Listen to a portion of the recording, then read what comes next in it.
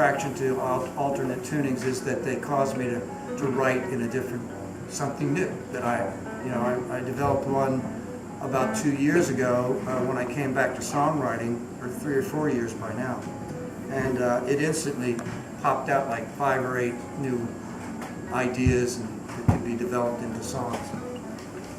But I couldn't get that with the with Robert's tuning. It didn't hit me. I got years to master old standard tuning. I'll stick with that for a while. Maybe a little dad got. It's interesting, in the 80s, I did all the altered tunings, and it was a hassle and a half because I had to have 3 or 4 different guitars tuned different ways. Even Heartbeat is a completely different tuning. I've altered it now to be played in regular tuning, but it actually had a very bizarre tuning I don't even remember. But I used to do all those, and he used to play the old standard, and then we flipped. So that was the early new standard tunes? That was early new standard tunes.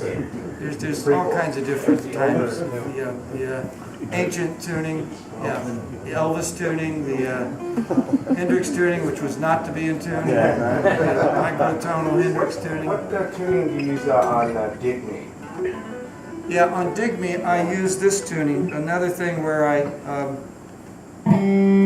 tuned one string in the middle of the guitar up a full step to A. Which one?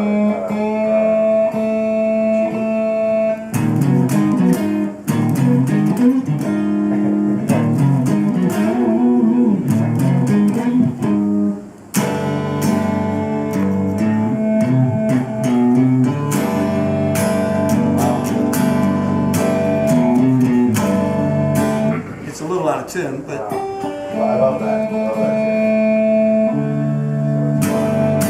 so you got that chord. Instead of playing a G, you now got an A in it and a D. Very Beatlesque. Yeah. Very George Harrison. I love that. I like those chords right there. Yeah. What a huge difference that makes. Love Yeah. that. So I wrote a bunch of songs with that tuning back in the 80s.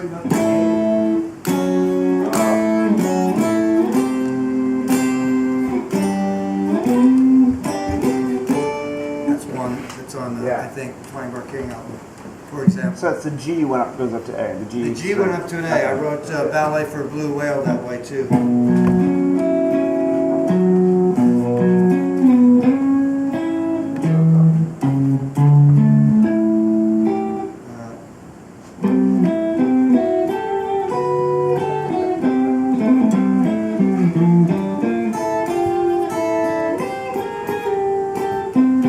Sort of that, yeah. I have to sit down and figure it out.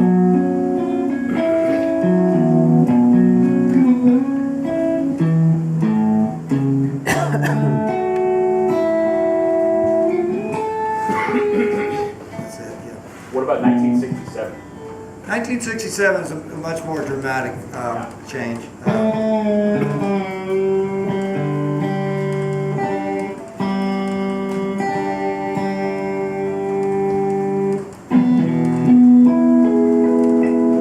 It's D-A-D, D-A-D. Oh, okay. So it takes, if I started trying to tune this guitar, it would take the rest of the day to get it to settle in.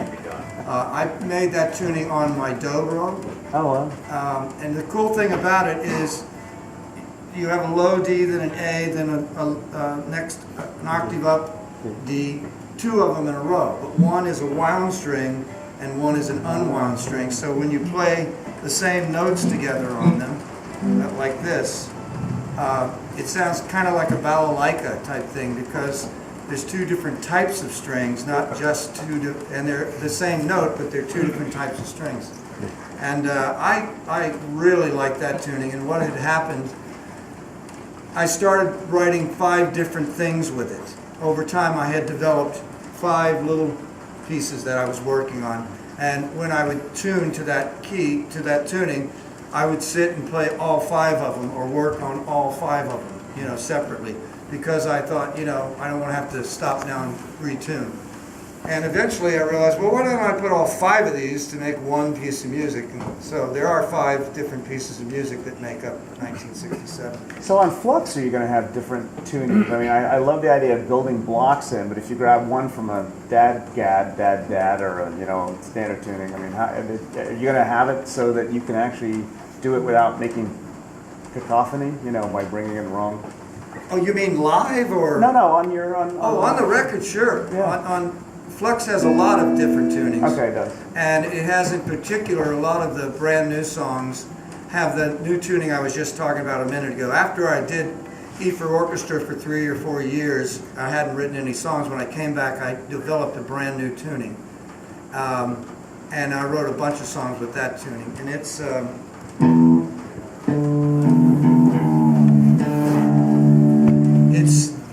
you tune the E, low E to a D. Then you turn the G to a lower E. So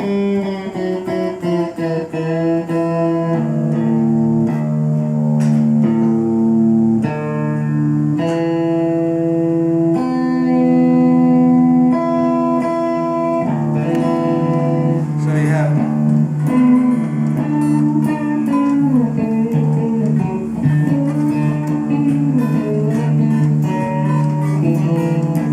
Very get a lot of really again. neat chords like this. Or this.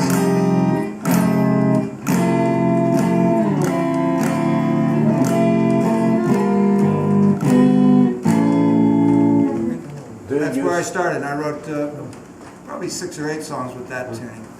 Do you use virtual tunings live or What's that? virtual tunings from your effects live? So you can change tunings with your pedals? No, I used to do that with the VG99. Yeah. Do alter tunings with the VG99, but I don't use it anymore now. So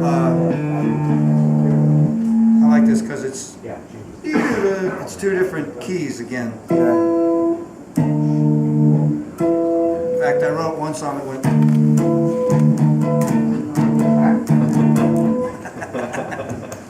Do you have any suggestions on how to improve, like, improvisational technique for us? In other words, improvising. It's a question I want to ask Marcus, but I'd like to hear your take on it in terms of making one a better improviser.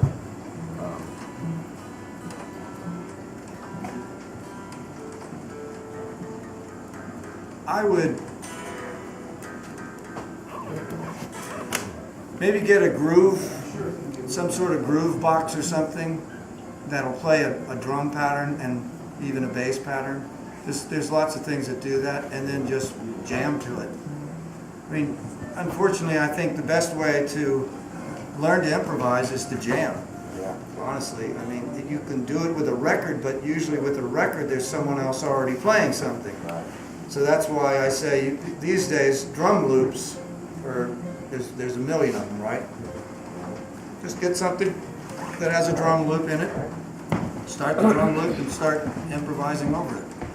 I'm thinking about the quality of the improvisation, and maybe it's something that's inherent to the person's skill, of course, but some people are better improvisers than others. Yeah, there are different schools of thought for improvising, I mean, if you're improvising in a group, that's difficult because everyone really has to be not just thinking of what they're doing, but they have to really be listening to each other to develop something.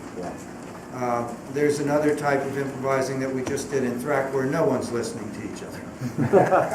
And that's the idea is you're just noodling on your own, and hopefully there are moments when it develops something together. In the Power Trio, we do a lot of the first one, where it's, say, a song beatbox guitar, we play the song and then we go completely out somewhere, but we're listening to each other. So if Julie starts getting a little thing going on bass, I'm going to try to introduce something that's going to go with that or against that, and that's really the kind of improvising I like. Then there's improvising of just by yourself, I mean, that's just learning the mechanics of your instrument and knowing a lot of ways to go with it. I like the group one where everyone's listening to each other. That's my favorite, because then it really can develop into something like, and I think that's the quality of your improvisation. Depends on your